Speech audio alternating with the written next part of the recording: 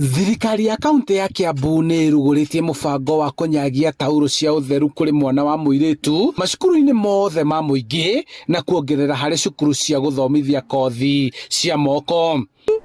Did the same program and we were able to reach out to like 30,000 girls and women, and it is through the lessons that we learned as we were distributing the pads previously that we felt this is a program that should continue because the need is there and the need will continue being there. Nyarari ya Kiambu kana Mrs. Kiambu niwe uhetwo ũigĩrĩrĩki nĩ gavana wa Kiambu kũruta wĩra ũyũ gũkũ kĩgĩna kĩiganu gĩa kũgũra tauro ici ũndũ ũmwe na mũtaratara wa gũciheana kũrĩ arĩa maracibatara ũkĩarĩrwo. Knowing that in doing so we are fighting the stigma that too many of our girls face.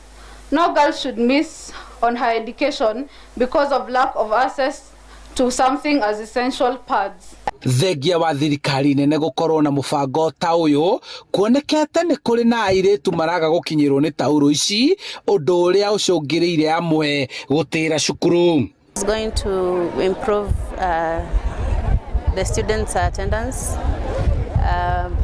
Most students tend to be absent during their period days, so this is going to help school attendance here. Ciana iria ciicagire ara marahũthĩra band makorwo matakũgũra makorwo makĩheo mathukuru. Mũbango-inĩ ũyũ MCA atumia nĩo marĩigĩrĩrĩkaga gũtigĩrĩra macukuru ma wodi ciothe nĩ makinyirwo nĩ tauro ici na kũheana mwerekera wa maũndũ mangĩ mwana wa kairĩtu angĩenda gwĩkĩrwo.